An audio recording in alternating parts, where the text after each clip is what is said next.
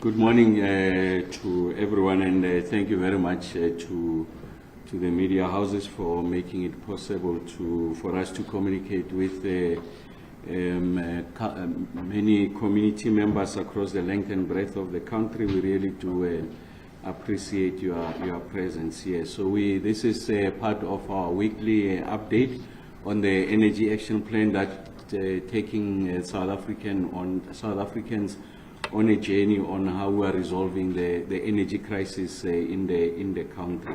Today's special focus will be on the distribution side. So as you can imagine, the energy delivery or ecosystem in the country is made of generation, and that has been, for obvious reasons, the major focus of our attention, because we really need to ensure that we ramp up the performance of the installed capacity of the Eskom assets. We need to make sure that we are able to bring on stream as speedily as possible new generation capacity, and this is going to help us in the shortest possible space of time for us to come out of a very, very difficult situation, which is load shedding that has got devastating impacts on the South African economy and the way of life as we have come to know it. So, and then we did have some degree of focus on the transmission side. So once we generate these electrons, we need to transport them. So we did have a discussion on the transmission side, and I did indicate that on the transmission side, we still require a significant amount of investments. Our computation suggests that we need anything upwards of 210 billion rands, and we also are some of the constraints that can undermine our ability to bring on stream the renewable generation capacity, and that has largely to do with the Eskom balance sheet, which is constrained, might not be sufficient to be able to support the kind of investments, that tickets that is required. And we did give you the assurance that part of the work that we are doing under work stream number 10, so just for a recap, the Minister of Electricity, supported by the National Electricity Crisis Committee, a body that is made up of technocrats, bureaucrats with extensive experience in the energy sector, and then we have divided that into a number of work streams. And work stream number 10 is the one that is focused on the issues around transmission. So that work stream, led by the Minister, is working to ensure that we are able to fashion solutions on how best to finance the expansion and the strengthening of the transmission, so that we are able to connect the renewable energy capacity that is located in areas that has got very little grid capacity. And I'm referring here to the areas of the Northern Cape, where we have a significant amount of renewable energy resources in the form of PV, and then also the coastal areas of the Western Cape and the Eastern Cape that has got the best wind speed. So it is in those areas where we are experiencing significant challenges in relation to capacity, and therefore they are going to constitute the priority areas for us to expand the new lines. And of course, Eskom has done a computation, some degree of modeling on the amount of investments that are required, and we did share that with you in one of those focus briefings. We'll come back with regards to the update, in particular on the choices that we'll be making to ensure that we are able to address the transmission side, especially the financing. So today we are giving attention to the last leg, if you like, the last mile. Once you are transporting these electrons, for them to get to your house, for them to get to industry, we need what we call distribution infrastructure. And I must say that the distribution infrastructure is not in good shape. And there you have a combination of both Eskom and municipalities, and largely on the municipality side, as a result of a significant underinvestment over a period of time. We had done a longitudinal study trying to track the amount of investments that have been made by municipalities in relation to refurbishment, replenishment, and replacing and or the maintenance of the distribution infrastructure. And we have found that they are underspending by about 2.5 billion rands, and over time that has accumulated to upwards of 30 billion rands. And that's why today you have communities that can go over weeks, for a period of weeks rather, without having electricity. Lichtenburg in Ditsobotla municipality is a case in point. There are multiple other communities in the country where you find that transformers, substations have failed, they've blown as a result of the demand that exceeds the installed capacity of those assets, and those assets can't sustain, if you like, the demand and the pressures that is placed on them, and then they get to explode. And some of them is as a result of failure, the inability of municipality to service these assets has resulted in these assets failing, and outside load shedding, communities are subjected to days to no end of no access to electricity. So we're working with Eskom, the head of distribution and his team, to ensure that we, and National Treasury, an important part, and SALGA, to ensure that we are able to find the most sustainable solution to the resolution of this problem. Because in large part, third-party users are the ones that are the biggest casualties. So you go to a space, people are up to date in relation to their municipal bills, in particular electricity. Some of them are on prepaid meters, and by definition they are able to consume provided that they have a sufficient amount of units. But these communities and industry are not getting the electricity that they deserve, the electricity that they've paid for, as a result of the failure of infrastructure, and the municipalities are not in a position to replace those assets because they don't have the money, or they can't pay Eskom, of course, to replace that type of infrastructure. So we are going to give some degree of attention to that problem. And I must say that we are not sitting with all the solutions. Like I said, we are working with our teams at Eskom, especially the Monde, the head of generation, and his team, to make sure that we are finding sustainable solutions. And I must add that SALGA is also part of the equation. I also want to report that on the generation side, on Friday, I had the honor of accepting and also the invitation by the Minister of Mines and Energy in Namibia, Minister Aluendo, and also accompanied by his Deputy Minister, Deputy Minister Shilunga, and the leadership of the entities that are responsible for the oil sector, the energy sector, NamPower in particular in Namibia. And really the conversations were about two things. First is it's about some of the efforts that Namibia is putting in place to make sure that it's energy sufficient, but also in the course of resolving their own energy sovereignty, they've been able to make significant oil discoveries, and their view is that they can make those available to South Africa. There's the Kudu gas project that provides tangible solutions to energy deficit, both in the region and in South Africa, and the indication there is that 400 megawatts of gas to power could be available by 2026. They are prepared to ramp that up to about 600 megawatts for as long as they can be an off-taker. And of course, we have advanced those conversations working with our counterparts in Namibia, and this is part of our efforts to ensure that we are able to inform the transition, lower the carbon emissions, the amount of fossil fuels as we move from coal. We are able to draw from gas resources, and then of course I did share with you the work that we are doing with our colleagues in Mozambique, so that we are able to build resilience to the South African energy economy. We are able to have significant amount of certainty in relation to the future as we address the now, which is load load shedding, we need to build a significant capacity for the South African economy to meet its needs going into the future. And that conversation doesn't start a year later. It has to start now, because some of these projects, they take a significant amount of time to come on stream, and that's why we are having those conversations. And to the extent that we are able to firm up our agreements with the Namibians, will make that available to the country.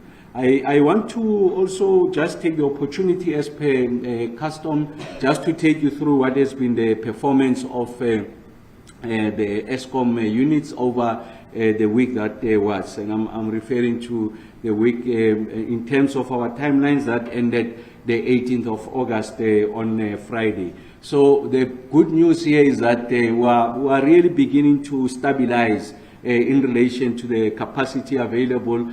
So we are not seeing those extreme oscillations of 60% and 55%. So we can see we are stabilizing at 60%. So before we can be able to grow consistently, it's important that we are able to stabilize. So you can see we are plateauing at about 28,000 megawatts plus, which amounts to 60% energy availability factor. Again, the energy availability factor here, I'm referring to the reliability of the units and the efficiency of these units. So those are the two major indicators. And the average for the period, again, of ending Friday, the 18th of October, we're at 28,237 megawatts. And each day of the week, we're able to breach the 28,000 megawatts, except on the Friday, the day. And what are some of the things that are possible as a result of the consistency of this available supply? Now we're in a position to ramp up, if you like, planned outages. I was having a conversation with some stakeholders. They were asking the question now, Minister Ramokgopa, we are going into summer period, demand is going to come down to be sub 30,000 megawatts. Are you going to accelerate, if you like, the reduction of the intensity of load shedding? And yes, the answer is yes, but of course we are going to manage that pace. And that pace we are going to manage because as we improve and we are able to stabilize in relation to available capacity, we can do an expedient measure and just give you for a considerable period of time no load shedding. But what we are doing, at least in the period, the week that was, we have ramped up, if you like, planned outages. So even with the increased planned outages, remember when we went into the winter period, we said we are going to keep the planned outages at the maximum of 2,500 megawatts, and you can see now we are ramping it up now. We have almost doubled the planned outages. Why are we doing that? We are doing that because we want to ensure that when we return these machines continue to be reliable and they generate the megawatts at the designed capacity. So the point I'm making is that it's a short-term pain, but for a long-term gain and pleasure. So that when we return these units, when I'm saying that now, we are beginning to see an improvement going significantly higher than the 60% EAF. We are able to sustain it over a period of time, and we are able to undermine oscillations. And of course, as we take out these units, then you have to enforce some degree of load shedding, and that's why during the day we are keeping it at stage 1. But of course, we are going to provide some relief later in the week to make sure that even during the day we are able to undermine stage 1, because the improvements, they keep on coming. And of course, as the improvements come and the demand goes down, as we ramp up planned outages, we still have a situation where during part of the day we are most likely going to have a situation where we don't have to have a load shedding. Of course, the PM peak period is a different conversation. We are still going to see the levels of load shedding that we are seeing as we continue to make these improvements. And once we get out of this situation, we'll be saying with a degree of confidence that we have ended load shedding. We can place some degree of reliance on these units. An area that continues to be an albatross that we have to address and is receiving our attention is again on the unplanned capacity loss factor. Like I said, these units, as they fail, they're taking out the megawatts, and that's why we have to ramp up what is planned maintenance. And also, as the unit comes out, we are able to ensure that we do the best that is possible to give confidence when these units are coming back. You know that at the height of winter, the height of load shedding, this number was sitting at about 18,000 megawatts, and you see now we're averaging the past week about 15,387 megawatts, and in fact on Friday and also on Thursday of last week we were able to breach the 15,000 megawatts of unplanned capacity loss factor. And I said before that we want to see this number being sub 13,000 megawatts, and those megawatts will be either added into the available capacity, or we are going to take out the additional units so that we get to fix them, and we have an opportunity for us to retain these units with some degree of confidence. And then the area of partial load losses, we are not making the kind of improvements that are required. Again, the partial load losses means that the units are on load, they are producing the megawatts, but it's not at their designed capacity. We average about 6,530 megawatts in the last week. An area of significant improvement is on the outage slips, and this talks to the degree of planning, very precise, deliberate, making sure as we take out this unit. Remember I said there's planned maintenance. If it's planned maintenance, it's us who decide when to take out the unit. So when we make that decision to take out that unit, it means that in the workshop we have the equipment, we have the parts that are necessary, that are required for the replacement. And when we make the promise to the country that will return unit X at this station, that unit comes back on that day as a promise, because we have planned properly, and the personnel, the equipment, the spare parts are available, and we are able to replace, fix it, and then return it. And remember, when I was here the last time, we're sitting upwards of 2,000 megawatts. When we started very early in May, this number was significantly higher. Now we're at 766 megawatts. And really, I want to commend our team led by Mr. Nxumalo for the excellent work that they are doing. And it's as a result of leadership, and this leadership is beginning to have an appreciation of planning as a function of the resolution of this energy crisis in the country. Like I said, it's important that we have a baseline. A baseline essentially is a reference point when we want to have an appreciation of the kind of improvements or lack of improvements we are making. It must be a function of some baseline. So what is that baseline? So the baseline, we said we agreed that we are going to use May 2023 as our baseline. On the outage slips, we're sitting at above 3,300 megawatts. So we're failing to return the units at the periods that we promised to return them, and a total of 3,300 megawatts were taken out as a result of our failure to meet our own deadlines. We brought that number down. We averaged about 2,045 in the period of July, and now as I speak to you, we're at about 766. So essentially, you have added an additional 2,600 megawatts as a result of planning, better planning on the part of management. And of course, as we add those 2,000 megawatts, it's able to increase the available capacity, and then it also gives us an opportunity to do what we call good maintenance. So we really want to keep on improving this number, and I want to commend the team for the work that we are doing. So it's important that I share these indicators with the general public, so that there's a greater appreciation that all the matrices or the unit of measure in terms of the improvement of generating capacity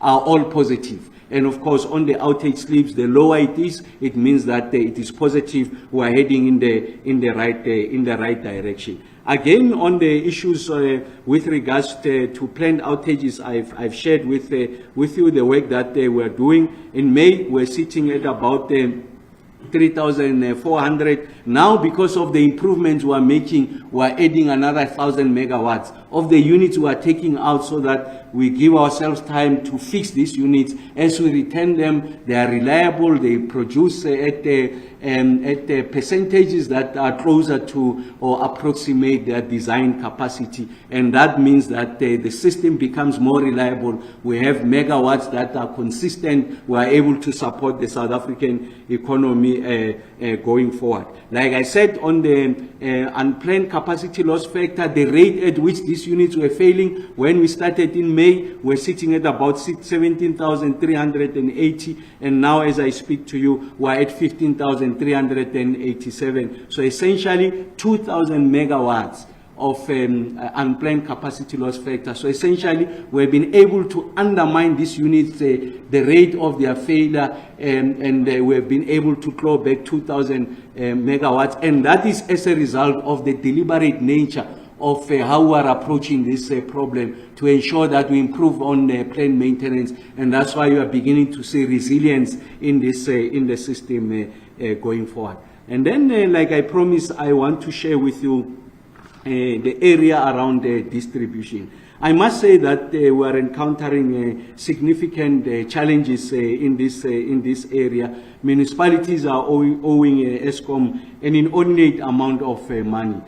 So the overdue debt is sitting at about 63.2 billion rands. The top 20 municipalities alone, they account for 77% of that, about 48 billion rands.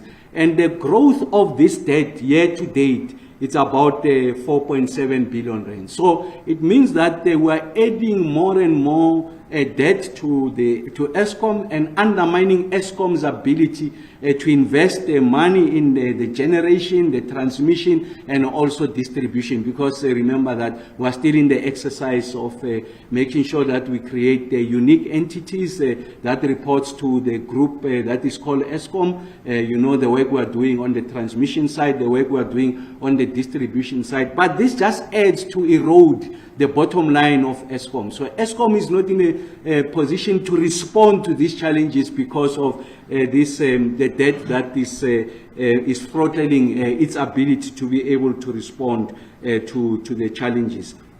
A significant amount of work is being done to address these challenges. And like I said, to my point earlier on, there are communities, as I speak to you, they don't have electricity, not because of load shedding, but because of failures of transformers, because of failure of substations. I mean, just to give you an indication, just the Vaal area, the area of the Vaal there, there's about 680 transformers that Eskom has installed. About 367 of them had to be replaced, or 680 transformers that they had failed and required attention. 367 of those 680, Eskom has already replaced them. And about 313 of them are in the process of being replaced. And it's worrying to mention that 33 of those that have already been replaced are repeat failures. So as Eskom comes and makes this intervention, it's a capex, they run into a similar problem much later in the future. What does this do? It just takes out all the maintenance budget that Eskom would have directed at the replenishment of these assets. It's concentrated in one area, and in the majority of these instances, you find a situation where people are not paying for consumption. So it's an area that is going to receive attention going forward. Again, in the Vaal area, 13 mini-subs had failed, 11 has already been replaced, and 2 are outstanding. I'm just isolating that as one example, but this is prevalent across the length and breadth of the country. And that's why it's important that we have to do something to resolve this. And the conversation we're having with our colleagues from distribution, we're having with National Treasury and SALGA to find a sustainable solution of ensuring that, one, we undermine, if you like, non-technical losses. So people who are just consuming and not paying for their consumption. Of course, there are those that are indigent. There's a package that is directed to indigent. There's a facility that is made available so that they get a particular threshold of free electricity over a period of time. Those will not be affected. But we're essentially talking about those who can afford and are not paying, and those who are making illegal connections. And these are overburdening the infrastructure, and that's why we are seeing the increased rate of failure. It also has implications on what we call the notified maximum demand, NMD. Notified maximum demand essentially is a contracted amount of megawatts that Municipality X says they want to get from Eskom. As a result of the exponential growth of, if you like, communities, industry coming into the space, and also illegal connections in the main, you find that the municipalities are exceeding that. And how Eskom works is that on the basis of that notifiable maximum demand, they are able to make a determination on the capacity of the assets that are required to be able to support this demand. Once we exceed it, once there's illegal connections, once there's what we call izinyoka, it places a significant burden on this infrastructure. The infrastructure fails, and who are the major casualties? Is the good paying residents, is the poor who are registered on the indigent, and it's also industry that is not able to produce. As a result, some of the industries in the areas of Lichtenberg, Inditsobotla, have come out public that they're considering relocation and or closing as a result of a demand that is unserviced because of the failing infrastructure that has got a disproportionate impact on the capacity of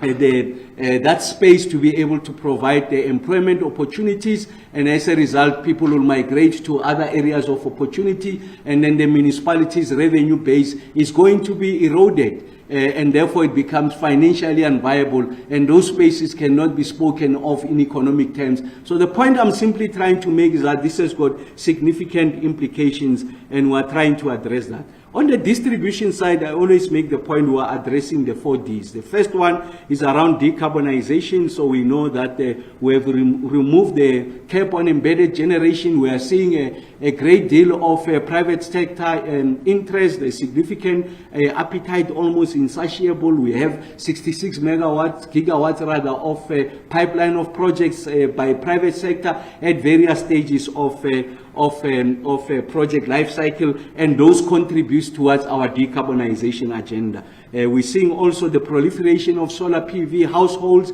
as a part of taking advantage of these measures that have been introduced by the Minister of Finance. They are beginning to roll out a PV solution. Even the state will be coming into that space, retrofitting some of our buildings. And then there's a need for us to be able to democratize that space to make sure that we are able to make transactions by private parties possible. And that's why we are seeing the issues around the requirements for wheeling. There's a project developer, one end of the province, one end of the city. There's a wheeling off-taker, the other end of the city. They need to transport those electrons, and that's what we call wheeling. That arrangement of having access to existing infrastructure, either by Eskom and or the municipality to transport the electrons, is made available, and that's an exercise of wheeling. We're working on that. And then there's issues around the decentralization. We're seeing the emergence of the microgrid, and also that is important just to protect the integrity of the grid so that there's not a single point of failure is something that is coming up, and also the issue of digitization with regards to grid systems and modernization, so that from a systems point of view, we've got a helicopter view and appreciation of what is happening on the grid, and we also have opportunities to manage the grid in a fashion that makes it possible for us to continue to provide a sustainable supply of electricity. And then there are attended challenges. They are not necessarily all of them structural, but these are challenges that have proven to be stubborn on the distribution side, and we are doing everything to address it. Chief amongst those is the municipal debt. is the elephant in the room. Like I said, 63 billion rand continues to grow. Year-to-date growth is about 4.2 billion rand. And in fact, we know that at the rate at which we're experiencing this, even the growth, the annual growth of municipal debt is going to increase and increase exponentially. That makes places a burden on Eskom. It's something that requires attention, and I did make the point that as part of work stream number 10, working with the key stakeholders, Eskom, Salga, were at the table having this conversation, of course, spearheaded by the ministry. There are issues of losses, both technical and non-technical losses. On the non-technical losses, is people who are just connecting illegally. So essentially having access to electricity that they are not willing to pay for, and placing significant burden on existing infrastructure which is not designed to accommodate this surge or increase in the demand. And as a result of that, the transformers fails, the mini-subs fails. The poor are affected, those that are on the indigent register. The businesses are affected. The households that are in good standing in relation to their municipal bills are affected because we take time to replace these assets. And part of the problem is because of the rate of the failure of these mini-subs and transformers. There's a supply challenge that we're having. So the suppliers can't keep up with the demand. And part of the problem with this demand is that this demand can't be planned for. Can't be planned for because we don't know at which point is this transformer going to fail, because we don't know who's connecting illegally. Otherwise, the team will be able to plan and give an indication to industry. This is demand, and industry can make the necessary investment, capital investment, to expand production so that they are able to meet this new demand. But this demand comes as and when the units are failing, and that's why it's important that we need to address this. There are issues around income. This is cost of sale. This is an area that requires attention. Of course, it's got tariff implications, but we need to have an honest conversation about what some of these challenges are. And we are seeing that there's a decline in sale and there's a need for a revenue augmentation. So if you talk to municipalities, as you know, the configuration of the revenue streams of municipalities, especially our big metros, a significant part of their incomes is coming from the sale of electricity. And because they are placing a surcharge, an additional percentage on what Eskom is charging them, there's an additional income stream. They are able to distribute it to poor communities, to invest in infrastructure. Because they are selling less as a result of load shedding, they are selling less as a result of the failing of this infrastructure. There's less money coming, and these municipalities are becoming increasingly illiquid, and therefore they can't meet their obligation, including first to their employees, to infrastructure, and in particular in this instance to the assets that Eskom has made available to make sure that we are able to address the issues around distribution. Like I said, the debts are totaling over 63 billion rands. The top 20 municipalities account for 77% of that. So it's important that we have an honest conversation. There's an arrangement that has been made with some of these municipalities, especially those that are exceeding the maximum notifiable demand. Like I said, recap, maximum notifiable demand is contracted the maximum demand of electricity between Municipality X and Eskom, and as a result of illegal connection and growth that was not projected, they are exceeding that number. And what does Eskom do? It does what we call load reduction. So these communities are subjected to a number of challenges, in addition to load shedding.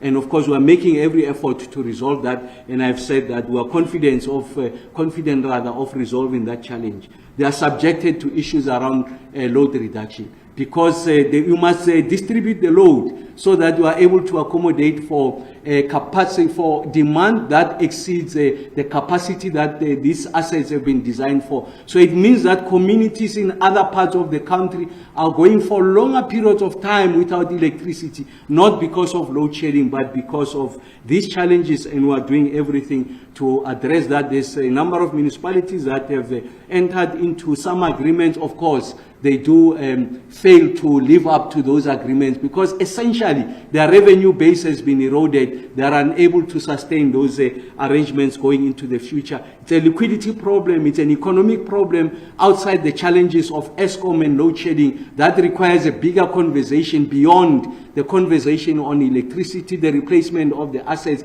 and the cost is to make those spaces economically viable. Of course, a key ingredient in that is to make sure that there's quality, reliable electricity supply, and that's why we're doing on the side of the ministry to address this challenge. Like I said, 28 payments plans have been made in place, been put in place with a number of municipalities.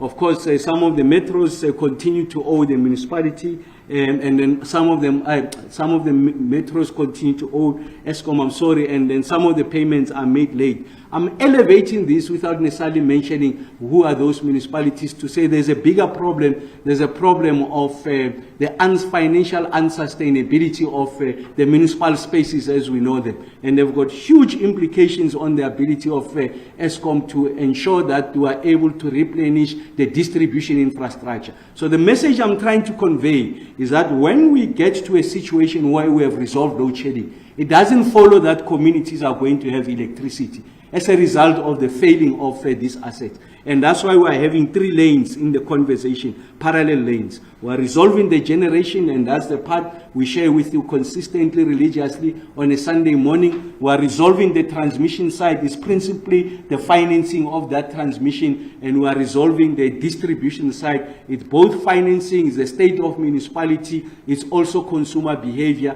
and acts of illegality that are undermining our ability to be able to provide sustainable electricity supply. So we thought that we must elevate the issues around the issues of distribution. Like I said, we are still working on finding answers on how we are resolving that. But the comfort we want to give to communities is that we are attending to all of these problems. We are not waiting to resolve load shedding and then much later we go and address the distribution side. We are addressing the entire ecosystem so that we have a foolproof, comprehensive solution on the resolution of the energy problem, electricity rather problem in the country. When we say load shedding is over, no community should be subjected to instances where they don't have electricity because a mini sub or a transformer is failed. We'd have addressed those issues.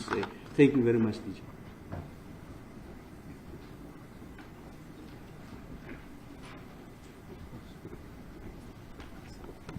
Thank you very much, Minister, for that wealth of information. We're now going to be moving to the questions, but let me first introduce the team that is working with Minister and might have to take some questions as well.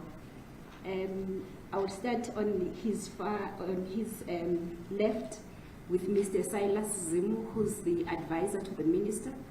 Next to him, we have Mr. Monde Bala, who's the Group Executive of Distribution in Eskom. And then next to him, we have Mr. Rudy Dix from Presidency. And then we'll take the questions, colleagues. We'll first start with the questions from the House, and then move to the questions that are online. Okay, Antoinette.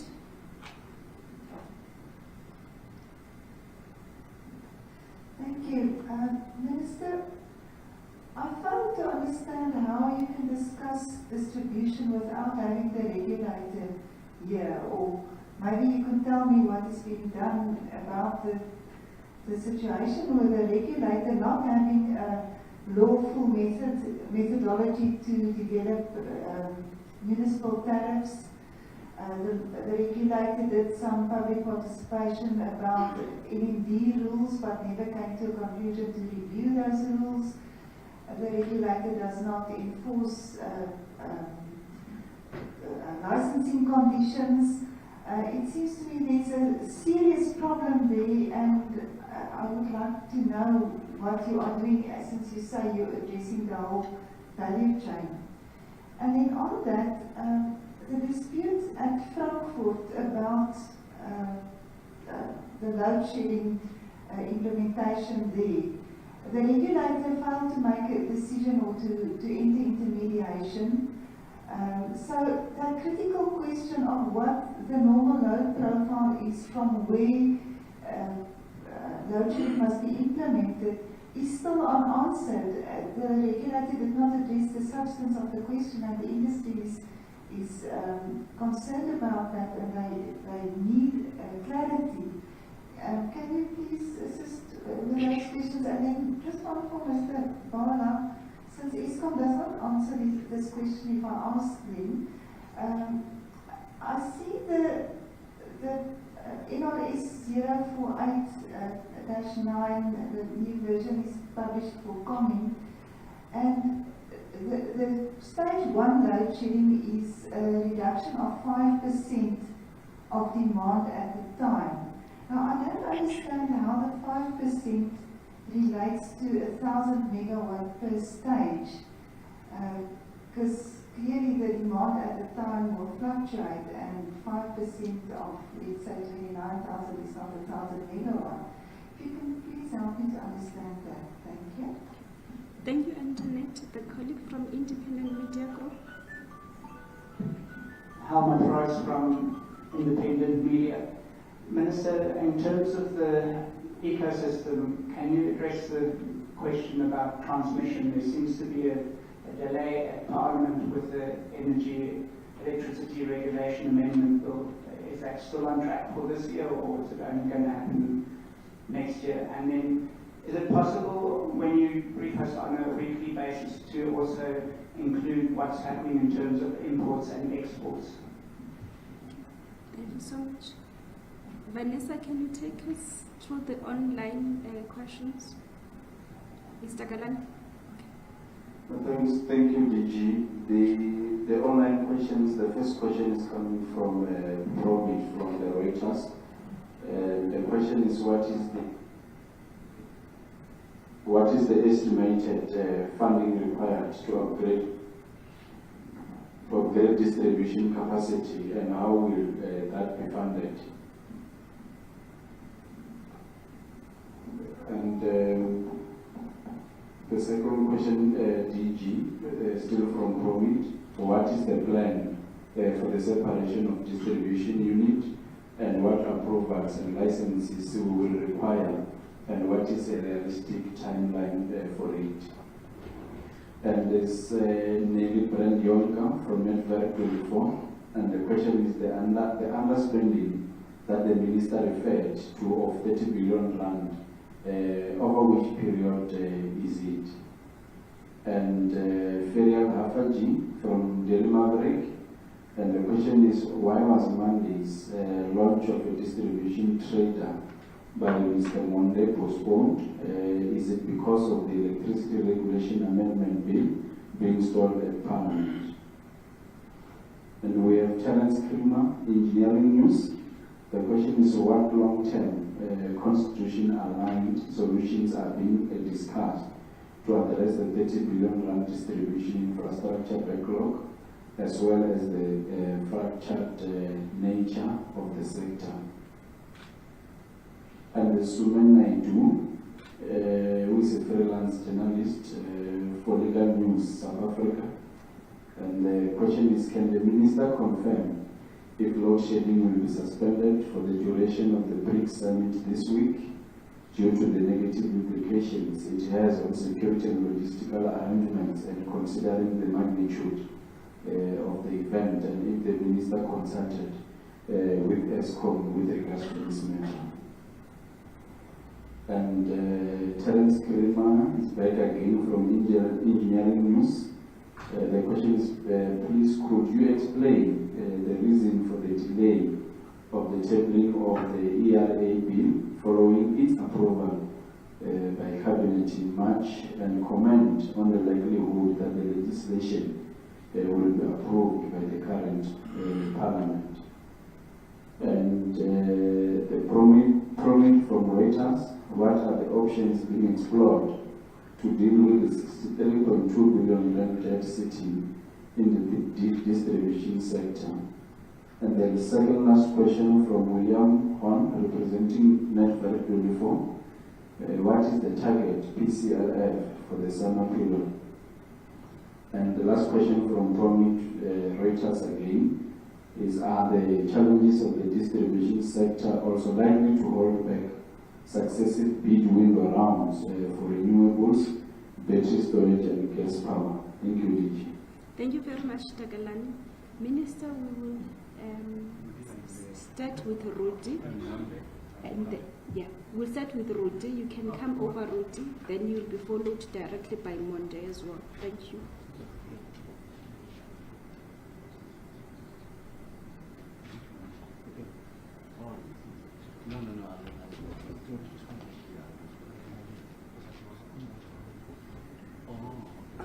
Then we will get Monde Bala, the Group Executive of Eskom Distribution, to come and respond to a few questions. Thank you.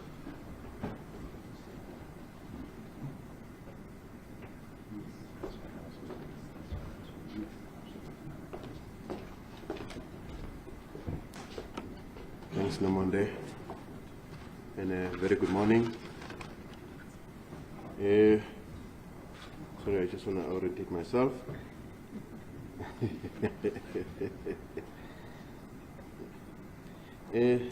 So, yeah, Antoinette, I'm sure the Minister will talk to the issues regarding the regulator, but what I can confirm is that there are ongoing conversations with the regulator on the matters that we have raised, and hopefully sooner rather than later we will get to some resolution on some of those matters. My apologies. We are dealing with some of those matters through the NECOM process as well, whereby we try to expedite some of the key decisions that have to be made, specifically by the regulator. On the issue of the dispute at Frankfurt, in Eskom's views, the substance of the issue was dealt with through the court process.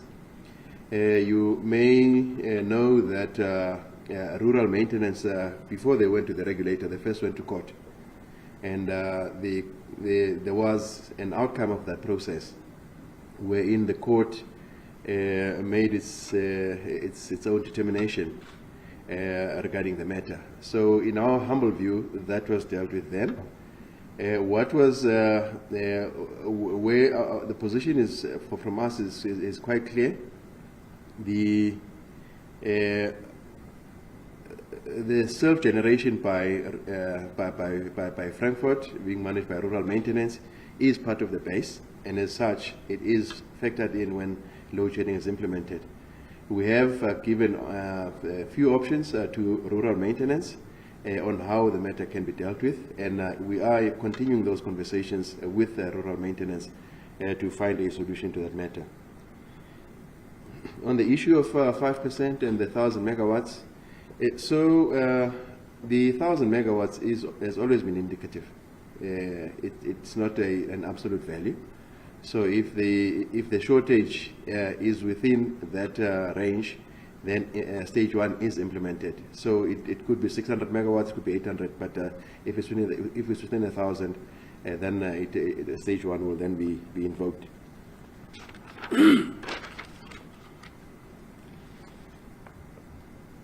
The question on the funding that is required for the refurbishment of the distribution grid or the distribution infrastructure, as part of the NECOM Workstream 9 process, that we're in the process of determining that figure. I do have a figure in as far as we do have some indicative figures in as far as the Eskom infrastructure is concerned. The process that we're going through now is making sure that we get the figures for the municipal infrastructure, and then again through the NECOM we're looking at possible funding options or opportunities that are there to deal with the maintenance and the refurbishment of the distribution infrastructure.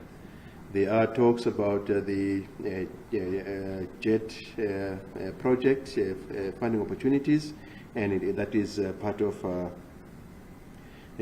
a conversation that is currently on the go.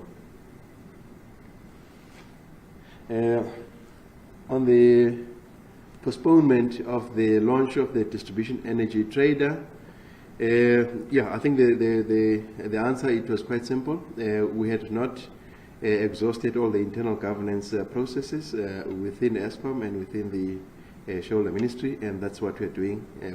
Hopefully in the next 2 weeks we will have ticked all of those boxes, and then we'll announce a new date for the launch of the distribution energy trader.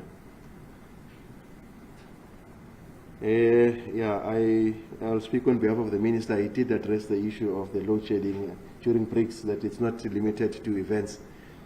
It's basically triggered by the difference in the demand and supply.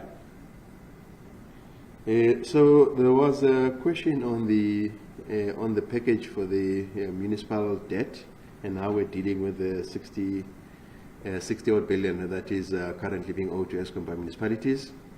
When the Minister of Finance made an announcement during his budget speech and talked about the municipal debt relief, we have worked with National Treasury on the details of how the package is going to to be dealt with. We have finalized that. We are now in the process of implementing that relief package. I think what is key is two things. One, municipalities must apply to be part of this package. Two, there's certain conditions that make them qualify for this package, and the payment of current accounts is a key issue. So we will monitor the payment patterns for the next 12 months, and then we'll trigger the first tranche of that relief package if they stick to the payment of their current account. Minister, I think I've covered all the issues. Thank you.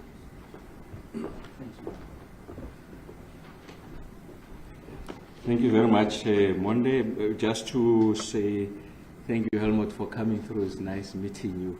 And to you and other journalists, we genuinely appreciate your interest and the kind of questions that you are asking, because they help us to clarify the questions, the robustness. So thank you very much to you, Antoinette, Terence, Andile, all of you, Paul Met. We genuinely appreciate the time you take to join us and ask those probing questions. They are very important for purposes of accountability and transparency. Thanks for that, and most welcome.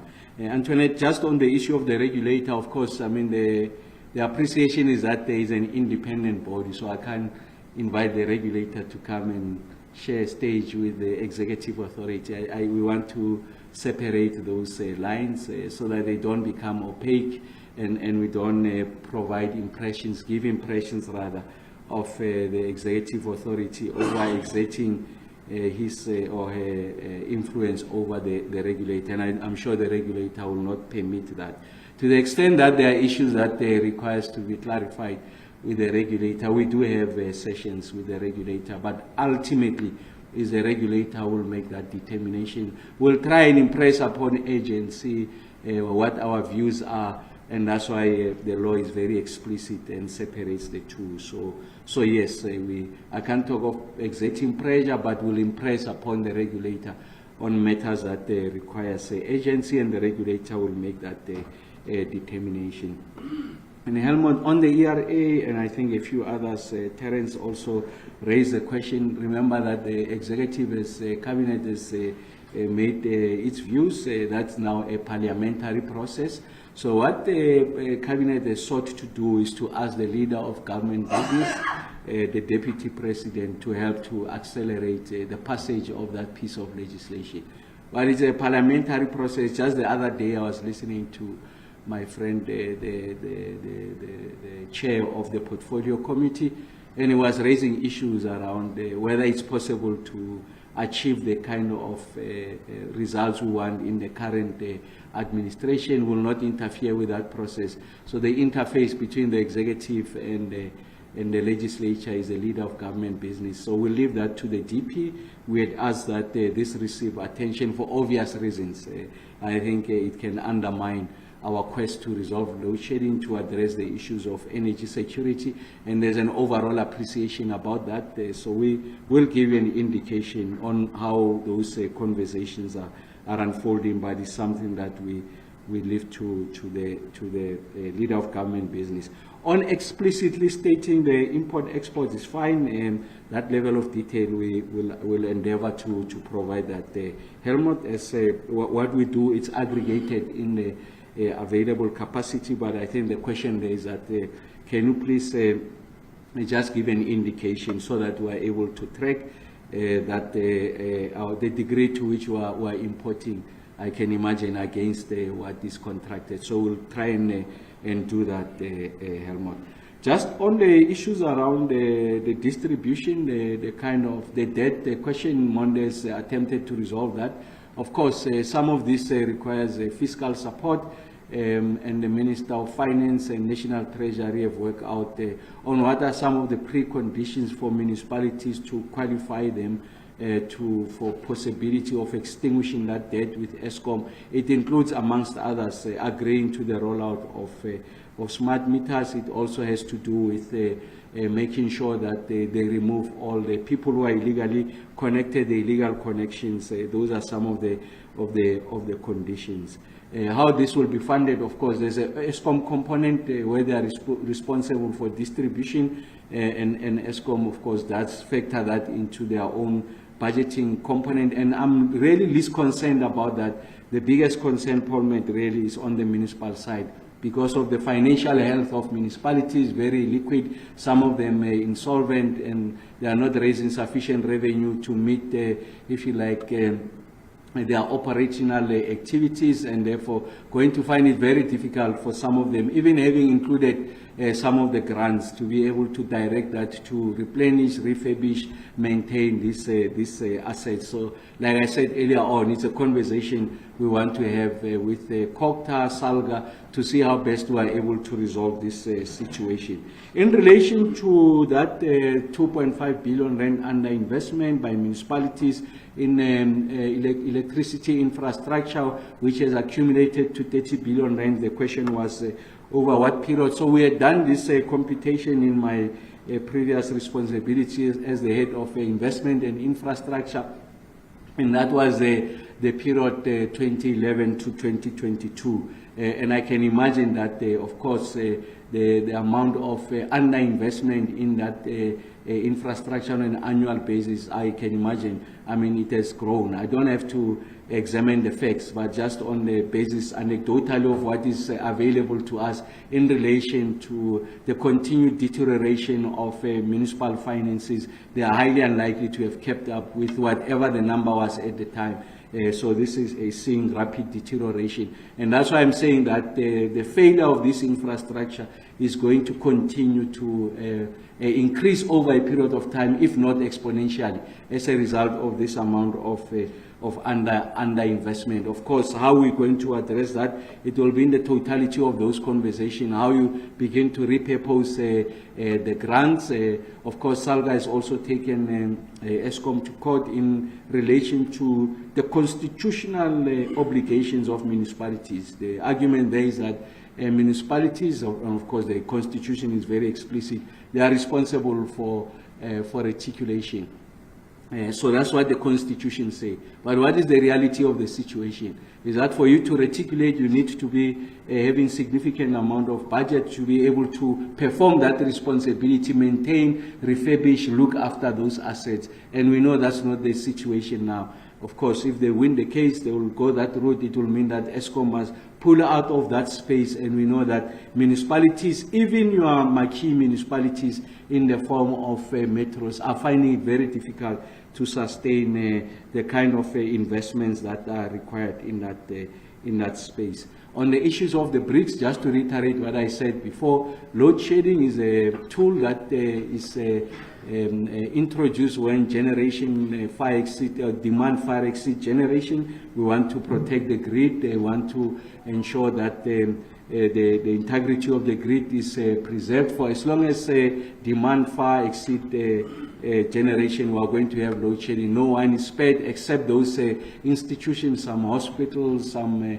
national key points that are exempted. The last time I checked, the Santen Convention is not such a space, unless if for that particular day there's that declaration is a different conversation. But if there's no load shedding in that area, it could be that on that day there's no load shedding during that period they planned for that time, or perhaps Joburg would have reassigned the schedule for load shedding. But everyone must contribute and no one is spared. I think that's the point we raised the last time. On the planned capacity loss factor, essentially our planned maintenance, there is no figure, but I know that initially when we were discussing with the colleagues at Eskom, I mean, you can even go up to 8,000 megawatts. I'm not saying that's a figure that is agreed upon, but I'm saying it's a function of the performance of your generating asset. It's also a function of what's happening also on the demand side. We know that demand will continue to go down. It will plateau, we think, at about 27,000 megawatts. When there's an increased performance of these units, we know that there's a Medupi that will be coming on stream. That gives us an opportunity for what we call good maintenance. We are going to do that. What is that precise figure? I'm sure Becky and the team will work on that. The figure of 8,000 is something that was raised in the past, but I'm sure if there's a precise figure, and I'm sure there will be, I mean, there's a science to these things, we'll be able to share that with you in the next briefing. Thanks, teacher.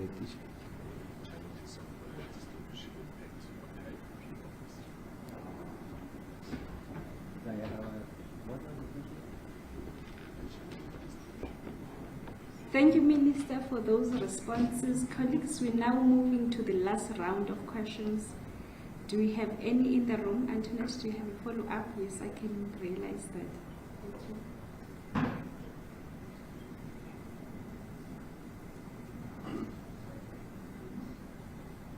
Thank you.